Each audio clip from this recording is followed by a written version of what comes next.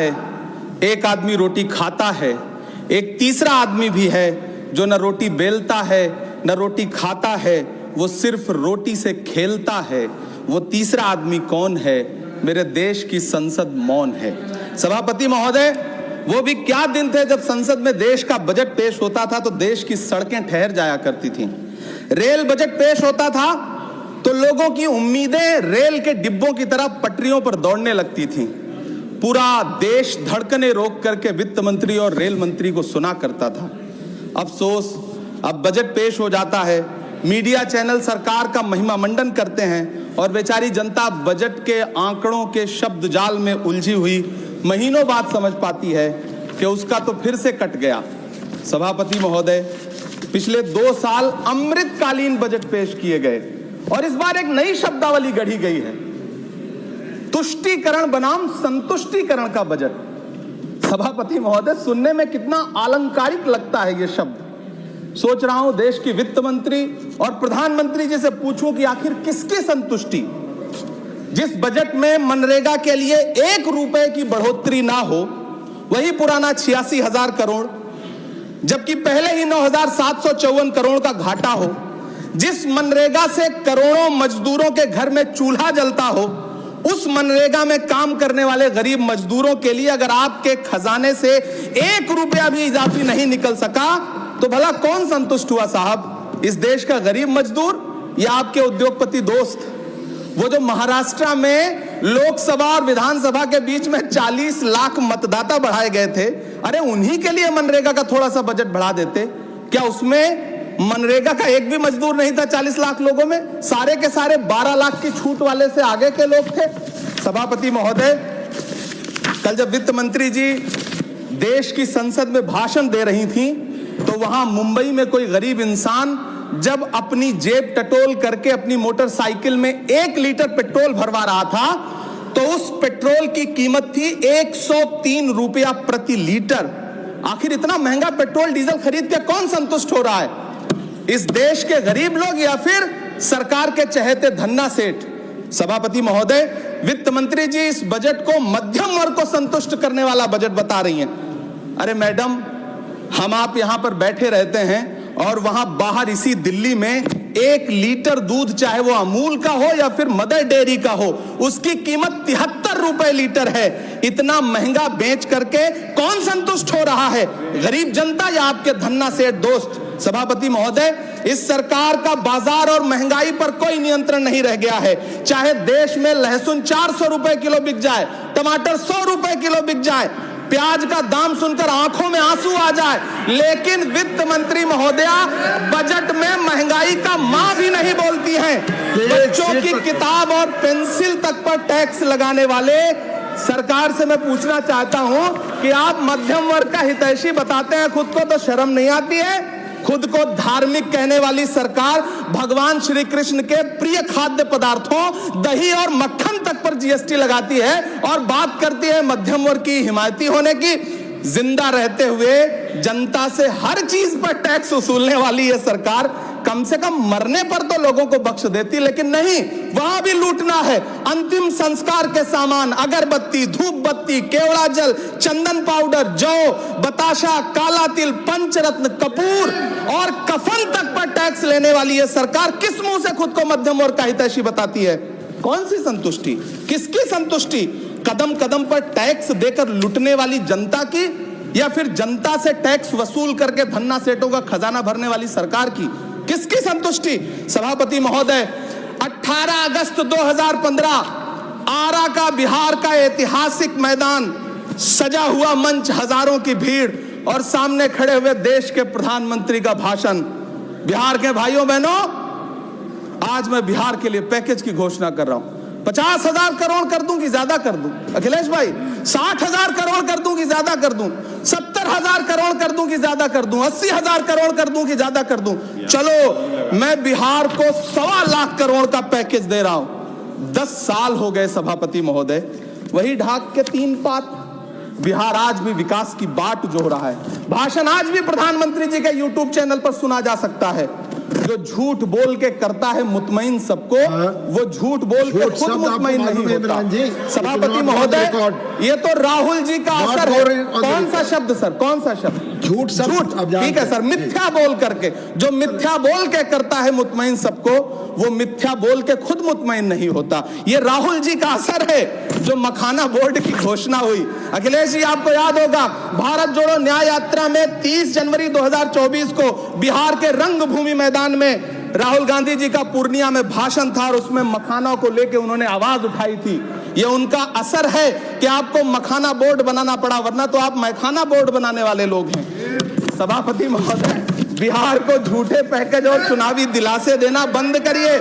आज भी जब कोसी में बाढ़ आती है तो पूरा सीमांचल बर्बाद हो जाता है। मैंने उस तबाही को अपनी आंखों से देखा है। 2016-17 की बाढ़ में अपने इन्हीं हाथों से राहत सामग्री बांटी है मैंने। अगर सच में बिहार के लिए कुछ करना चाहते हैं तो बिहार को बाढ़ से बचाने का प्रबंध करिए। पूर्णिया एयरपोर्ट 10 साल से बाट जो रहा है, घोषणा 2014 में हुई, बन के आज तक तैयार नहीं हुआ। अलीगढ़ मुस्लिम विश्वविद्यालय का किशनगंज सेंटर बजट के अभाव में दम तोड़ता जा रहा है। मैंने पिछले बजट सत्र में भी आवाज उठाई थी। आज फिर वित्त मंत्री जी से अनुरोध करना चाहता हूं, दामन फैला करके, कि अलीगढ़ मुस्लिम विश्वविद्यालय का किशनगंज सेंटर बन जाने दीजिए।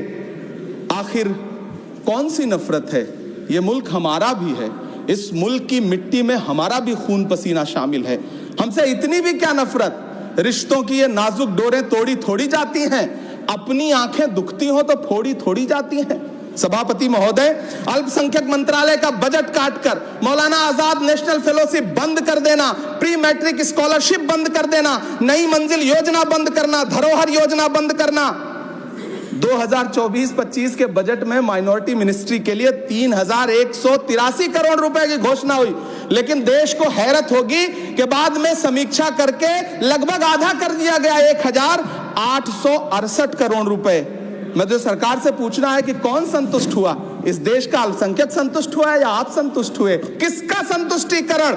सभापति महोदय, मैं प्रधानमंत्री जी से कहना चाहता हूं कि आप ही ने 1 मार्च 2018 को किंग अब्दुल्ला को, जॉर्डन के किंग अब्दुल्ला को मेहमान बना करके इसी दिल्ली में एक कॉन्फ्रेंस में कहा था कि मैं मुसलमानों के एक हाथ में कंप्यूटर और दूसरे हाथ में कुरान देना चाहता हूं। कंप्यूटर देने की बात तो छोड़िए, पढ़ाई के लिए जो स्कॉलरशिप मिल रही थी उसको भी छीन लिया आपने। किसको संतुष्ट करने के लिए? हम समझते हैं इस साजिश को। आप माइनॉरिटी मिनिस्ट्री का बजट काटते काटते एक दिन मिनिस्ट्री को ही बंद कर देना चाहते हैं। वो जहर देता तो सबकी नजर में आ जाता, सो ये किया कि हमें वक्त पर दवाएं न दी।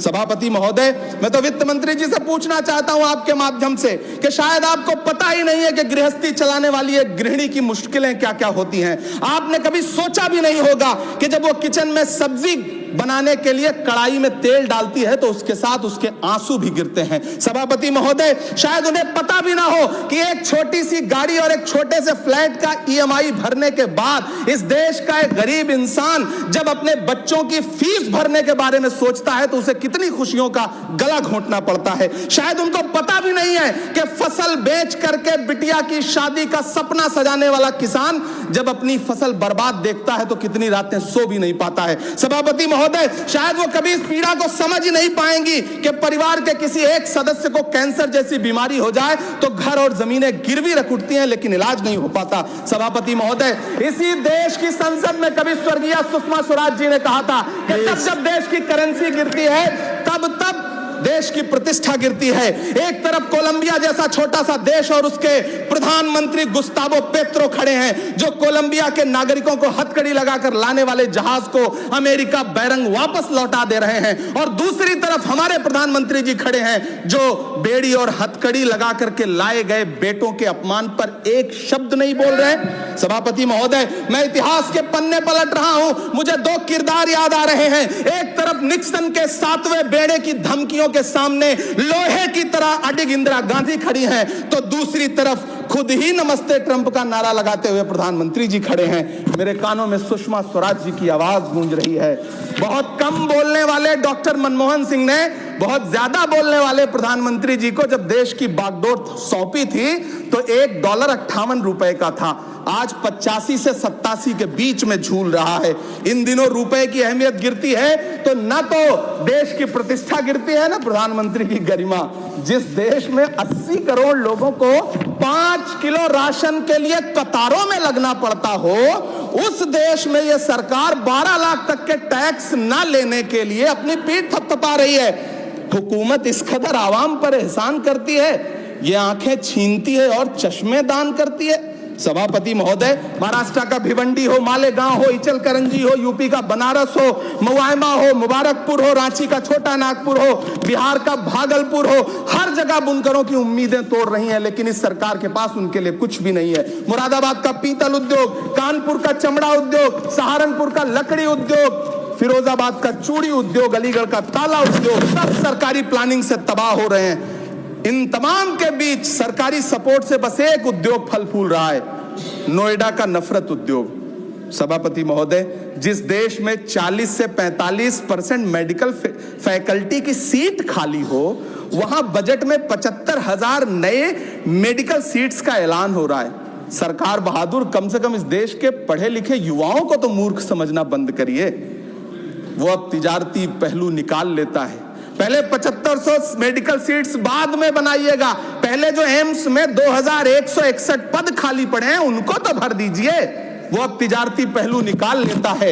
मैं कुछ कहूं तो तराजू निकाल लेता है। मैं इसलिए भी तेरे फन की कद्र करता हूं तो झूठ बोल के आंसू निकाल लेता है। सभापति महोदय, फिर झूठ आया है, मैं उसे मिथ्या कर दे रहा हूं। शायरी में बार बार आ जाता है, क्या करूं महोदय। काश ये बजट, सभापति महोदय, वो एक शब्द मैं मिथ्या कर दे रहा हूं सर, वो एक शब्द को हटा दीजिए। ध्यान रखें, ऐसे जो भी शब्द होंगे आपके वहां। सभापति महोदय, काश ये बजट बीपीएससी के पेपर लीक की शिकायत करने वाले नौजवानों पर बरसती हुई पुलिस के लाठियों पे, जख्मों पर मरहम लगा पाता। सभापति महोदय, पिछले 80 दिन से 70 साल का एक बुजुर्ग एमएसपी की लीगल गारंटी मांगता हुआ आमरण अनशन पे बैठा हुआ है। काश ये बजट किसान नेता जगजीत डल्लेवाल की टूटती हुई सांसों की पीड़ा सुन पाता। काश ये बजट प्रतियोगी परीक्षाओं की तैयारी के लिए दिल्ली, कोटा, पटना, अहमदाबाद जैसे शहरों में, इलाहाबाद जैसे शहरों में किताबों के साथ गल रहे युवाओं के सपनों को जिंदगी दे पाता। काश ये बजट वंदे भारत के सुनहरे विजुअल के बजाय देश की गरीब जनता को कुछ और पैसेंजर ट्रेनें दे पाता। काश ये बजट सीनियर सिटीजन को ट्रेन टिकटों में मिलने वाली रियायतें वापस लौटा पाता, जिनको सरकार ने कोविड के नाम पे छीन लिया था। काश ये बजट किसानों की राह में कीले नहीं बल्कि कालीन बिछाने वाला बन पाता। काश ये बजट सरकारी मालिकों को यह समझा पाता कि नेहरू को कोसने से अर्थव्यवस्था नहीं सुधरेगी, उसके लिए डॉक्टर मनमोहन सिंह साहब की अर्थ नीति अपनानी पड़ेगी।